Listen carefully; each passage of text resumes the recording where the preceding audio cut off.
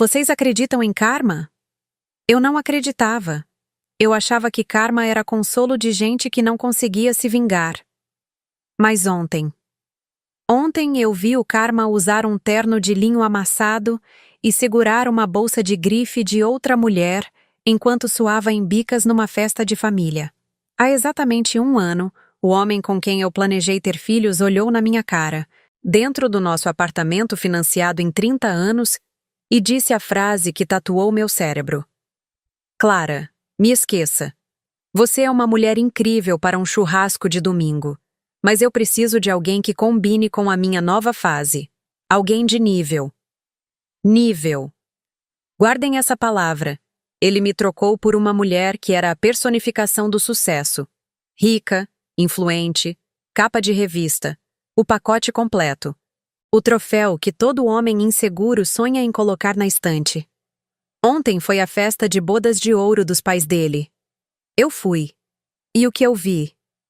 Bom, digamos que o troféu dele não só enferrujou, como cobrou um preço que ele não tinha saldo para pagar. Preparem o café ou o vinho, porque essa história não é sobre como eu fiquei milionária.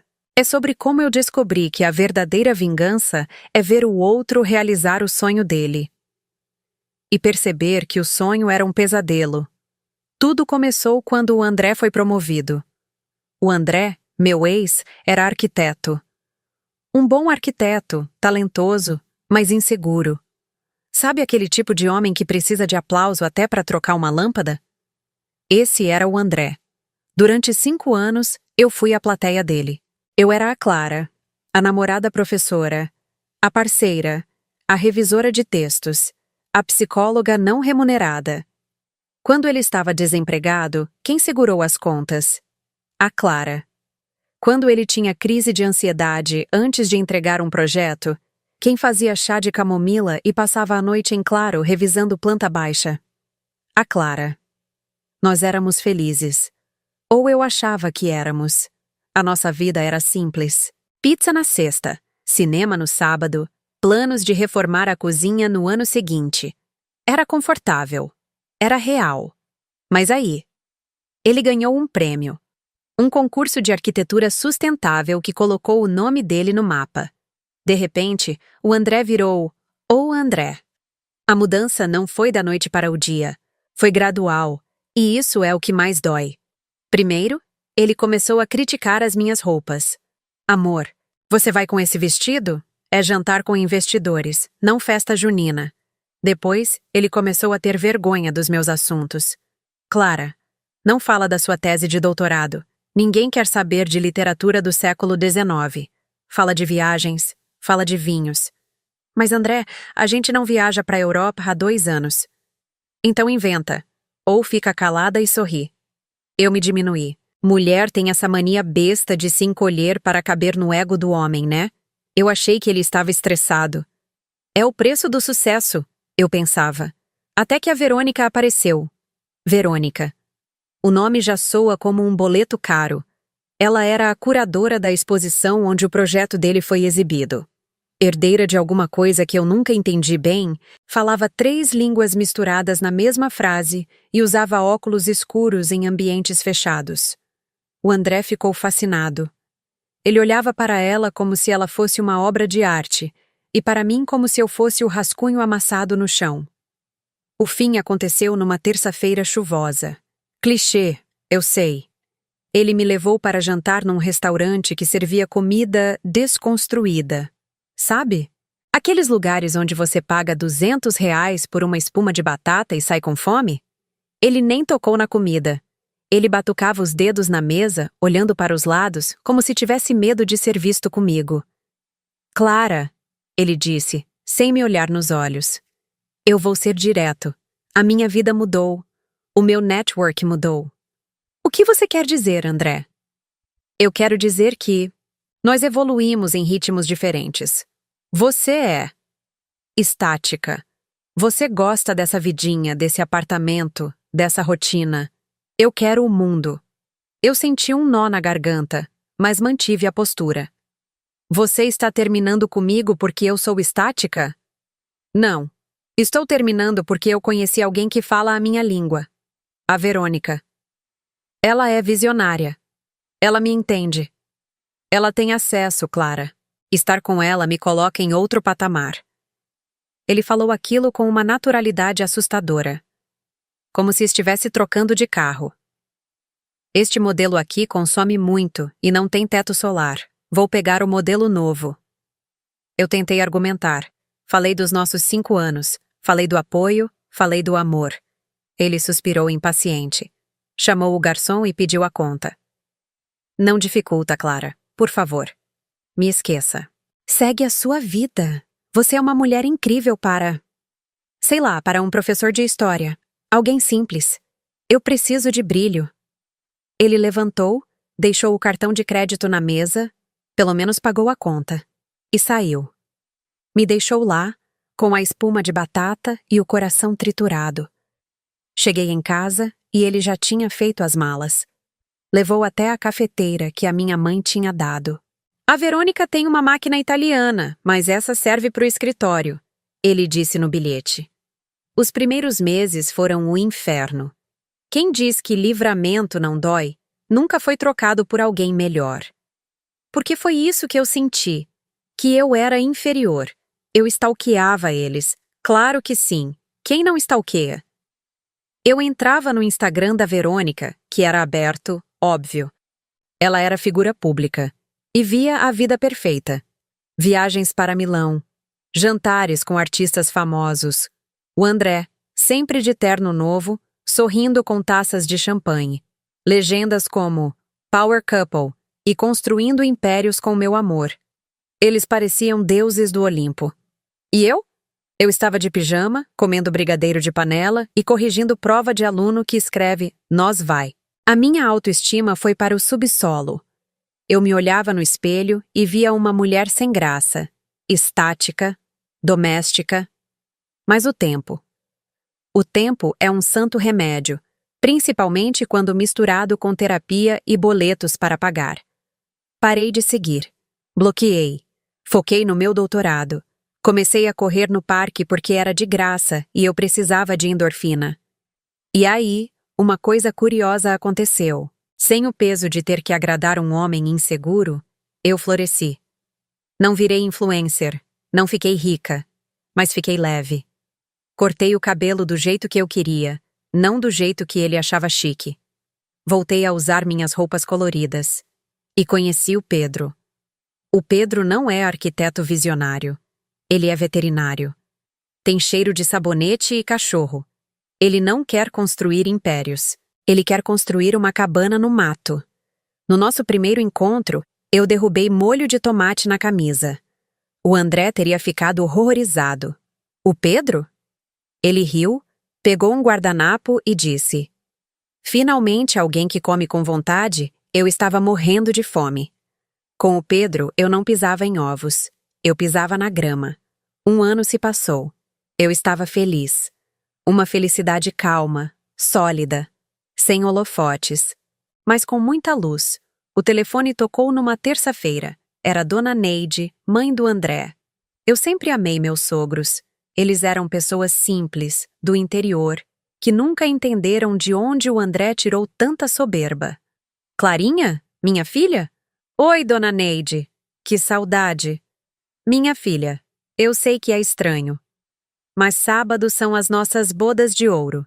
50 anos de casados. O seu Hélio tá aqui do meu lado dizendo que se você não for, a festa não tem graça. Eu hesitei. Dona Neide, o André vai estar lá. Com a... namorada. Ah, aquela lá. Dona Neide baixou o tom de voz, como se falasse de uma doença. Clarinha, faz esse favor pra gente? Você é da família. O André que foi burro, mas a gente não divorciou de você não. E outra. Eu preciso de reforço. Aquela mulher tem nariz empinado. Eu não vou aguentar ela sozinha. Eu ri. Dona Neide era uma figura. Olhei para o Pedro, que estava lendo no sofá. Quer ir numa festa de bodas de ouro de ex-sogros? Vai ter coxinha e torta climão. Pedro fechou o livro. Se tiver brigadeiro, eu enfrento qualquer ex-marido.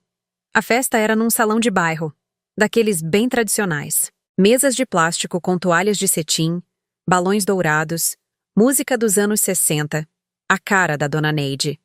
Eu cheguei linda. Não vou mentir, caprichei. Um vestido verde esmeralda que valorizava tudo o que o André dizia que era comum. O Pedro estava de camisa social, tranquilo, segurando minha mão com firmeza. Quando entramos, Dona Neide quase chorou. Me abraçou forte. Você está radiante, minha filha. Olha esse brilho no olho. Cumprimentei todo mundo. Tios, primos, vizinhos. Todos me abraçavam com aquele carinho de quem sentiu falta. Eu me sentia em casa. E então? Eles chegaram. O salão parou. Não porque eles eram deslumbrantes, mas porque eles eram destoantes. Verônica entrou como se estivesse pisando em lama. Usava um vestido de gala, de lantejoulas prateadas, totalmente exagerado para uma festa de tarde num salão de bairro. Salto agulha que afundava no tapete. Óculos escuros. Sim, à noite, num lugar fechado. E atrás dela, o André. Gente, eu precisei de 3 segundos para reconhecer o homem. O André, meu ex-visionário, estava magro. Mas não magro de academia. Magro de úlcera. O cabelo, que ele cuidava tanto, estava grisalho e meio despenteado. Ele carregava a bolsa dela, 2 casacos e o presente, tropeçando atrás dela como um assistente pessoal aterrorizado. Eles vieram cumprimentar os pais. Eu estava perto, pegando uma bebida. Felicidades! Verônica disse, sem tirar os óculos, dando 2 beijinhos no ar a meio metro da bochecha da Dona Neide. André, amor, pega meu álcool em gel? Cumprimentei muita gente. O André largou as coisas no chão, atrapalhado, e começou a revirar os bolsos procurando o álcool. Tá aqui, vida. Desculpa, tá aqui. Ele parecia tenso, suado. O terno de linho caro estava todo amarrotado. Ele olhou para cima e me viu. O choque no rosto dele foi impagável. Ele travou. O frasco de álcool em gel escorregou da mão dele. Clara? Eu sorri. Aquele sorriso calmo de quem não deve nada ao Serasa. Oi, André. Parabéns pelos seus pais. Verônica baixou os óculos e me escaneou de cima a baixo. Ah, essa é a ex? A professora? Doutora, corrigiu o Pedro, surgindo ao meu lado e passando o braço na minha cintura. Professora doutora Clara. Prazer, sou o Pedro. Verônica fez uma careta de desdém e virou para o André. Amor, tá muito calor aqui. Esse ar-condicionado é de que ano? 1980? Me abana, por favor. E o André, o homem que me disse que precisava de uma mulher de nível, pegou um leque de papelão da lembrancinha da festa e começou a abanar a madame. A festa seguiu e virou um estudo antropológico. A Verônica não comeu nada. Reclamou que o salgadinho era gorduroso, que o bolo tinha muito açúcar. Ficou sentada num canto, mexendo no celular com cara de tédio, enquanto o André corria para buscar água, buscar guardanapo, buscar sinal de Wi-Fi. Eu fui ao banheiro e, na volta, passei pelo corredor lateral, onde ficava a área de fumantes. O André estava lá, sozinho. Ele tinha parado de fumar quando estava comigo, mas lá estava ele, tragando um cigarro como se fosse oxigênio. Ele me viu e tentou esconder o cigarro, num reflexo antigo. Oi, Clara. Oi, André. Houve um silêncio. Ele olhou para o salão, onde eu e Pedro estávamos rindo minutos antes, e depois para o canto onde Verônica estava gritando com um garçom. Você está ótima, ele disse a voz rouca. Parece. Feliz. Eu estou. Muito. Esse cara. O Pedro. O que ele faz? É rico? Eu ri. Não, André. Ele não é rico. Ele é parceiro. Ele não precisa que eu seja um acessório para ele se sentir importante. O André baixou a cabeça. E aí, o verniz de homem de sucesso estalou. Tá difícil, Clara. A Verônica. O padrão de vida dela é insano. O meu escritório vai bem, mas as contas. Ela gasta 50 mil numa bolsa e acha que é troco de pão. Eu estou estourado no cheque especial, Clara. Eu vendi meu carro para pagar a viagem para Milão. Eu não durmo há 3 meses. Ele olhou para mim com aqueles olhos de cachorro pidão que costumavam me fazer perdoar tudo. Sinto falta da nossa paz. Sinto falta de chegar em casa e ter você corrigindo minhas plantas, a gente comendo pizza. Eu era feliz e não sabia. Eu troquei tudo por uma imagem, e agora eu sou refém dessa imagem. Ele deu um passo na minha direção esperançoso. Será que a gente não podia? Conversar? Tomar um café? Eu sei que errei, mas... Eu olhei para ele. E senti. Pena, não raiva, não amor. Pena. Aquele homem de terno italiano amassado, devendo até a alma para manter uma mulher fútil, não era um prêmio. Era um alerta. André, eu disse suavemente. Lembra o que você me disse? Que eu era estática, que eu era doméstica. Eu fui um idiota. Não, você foi sincero. Você queria uma mulher troféu, uma mulher vitrine. Você conseguiu. Ela é linda, é chique, é capa de revista. O problema, André, é que vitrine a gente só olha. Ninguém mora dentro de uma vitrine. É frio, é desconfortável, e você não pode tocar em nada para não sujar. Apontei para dentro do salão, onde o Pedro estava a ensinar a dona Neide a fazer um passo de dança, rindo alto. Eu não sou vitrine, eu sou o lar, e você queimou a chave do seu lar há 1 ano. André! A voz estridente da Verônica ecoou do salão. André, o meu salto quebrou nesse piso horrível. Vem me carregar até o carro, agora!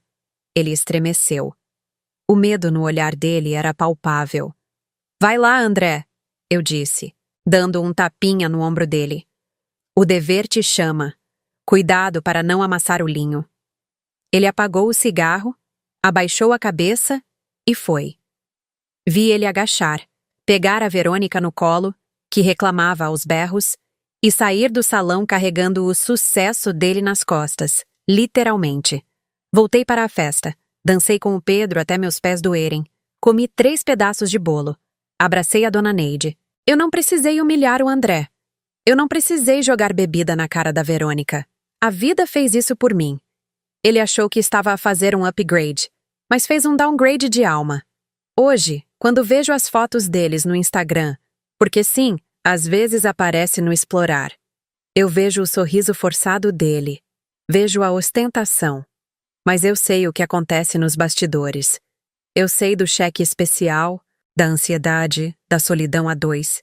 Ele me mandou me esquecer dele, e foi a melhor coisa que ele poderia ter pedido, porque ao esquecê-lo, eu lembrei de mim. Então, meninas, se um dia um homem disser que você é pouco para a nova fase dele, acredite, você é pouco mesmo.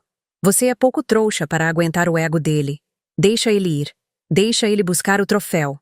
E prepara a pipoca. Porque assistir de camarote o troféu quebrar. Ah, isso não tem preço. Beijo da Clara. E se valorizem, viu? Nível não é bolsa de grife. Nível é paz de espírito.